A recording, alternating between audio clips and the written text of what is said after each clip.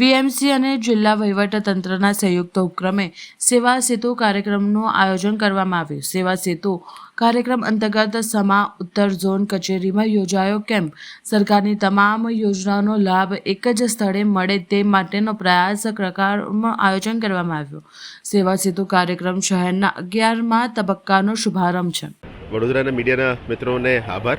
આજે અમે વડોદરા સમા ખાતે નોર્થ ઝોન અને ઈસ્ટ ઝોનની સેવા સેતુ કાર્યક્રમ માન્ય રાજ્ય સરકારની સૂચના મુજબ અમે છેલ્લેનું જે સેચ્યુરેશન અપ્રોચ તરફથી જઈ રહ્યા છે. આજે વડોદરા મહાનગરપાલિકા અને જિલ્લા વહીવટીતંત્રનું સંયુક્ત ઉપક્રમે અમે નોર્થ ઝોનના વડોદરા મહાનગરપાલિકાની કચેરીમાં આયોજન કરવામાં આવ્યું છે. એમાં મોટાભાગમાં સિટીને સમાવેશ કરવા માટે વડોદરા મહાનગરપાલિકા અને જિલ્લા વહીવટીતંત્રના સંયુક્ત ઉપક્રમે અલગ અલગ ડિપાર્ટમેન્ટ્સનું સેવાઓ આપી રહ્યા છે. એમાં આયુષ્યમાન કાર્ડ હોય, રેશન કાર્ડનું નામ કમીનું હોય, દાખલાનું હોય, એપ્રેન્ટિસશીપ યોજનાનું હોય, અલગ અલગ સ્કીમ્સના અદરવાઇઝ એસસી એસટી ડિપાર્ટમેન્ટનું હોય, ઓબીસીનું ડિપાર્ટમેન્ટનું હોય. એટલે સિટીના મેક્સિમમ લોકોને પહોંચી શકાય એવા અપ્રોચમાં અત્યારે કરી રહ્યા છે. વડોદરા મહાનગરપાલિકાનું સિવિક સેન્ટર્સમાં પણ અમે અમુક સર્વિસીસ આપતા હોય છે, પણ આજે ખાસ કરીને જિલ્લા વહીવટીતંત્રનું સિટી વિસ્તારને વડોદરા મહાનગરપાલિકા સાથે જોડીને અમે આ સેવાઓ આપવાનું નક્કી કર્યું છે.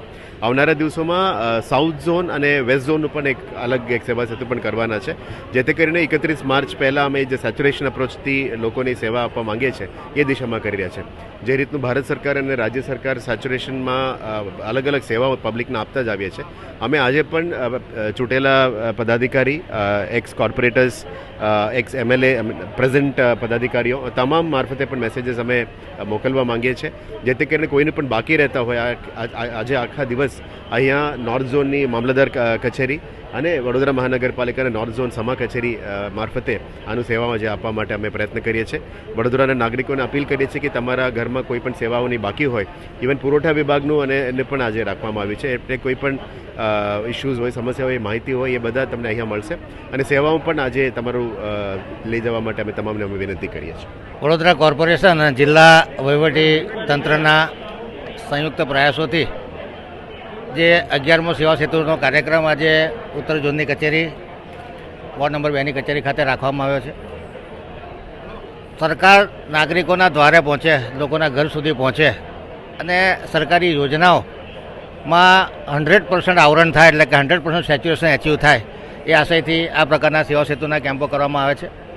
એક જ રૂફની નીચે તમામ સેવાઓ નાગરિકોને મળી રહે અને તમામ અરજીઓને ફેસિલિટેટ કરવામાં આવે એ પ્રકારનું આજે કરવામાં આવ્યું છે. ખાસ કરીને આયુષ્યમાન કાર્ડ હોય, આવકનો દાખલો હોય, જાતિનું પ્રમાણપત્ર હોય, લઘુમતીનું પ્રમાણપત્ર હોય, 7 બારના ઉતારા હોય, 8A હોય, 4/નું મામેરું હોય, આ તમામ યોજનાઓ ખાસ કરીને આધાર કાર્ડ અને બેંકને લિંકિંગ કરવાનું હોય.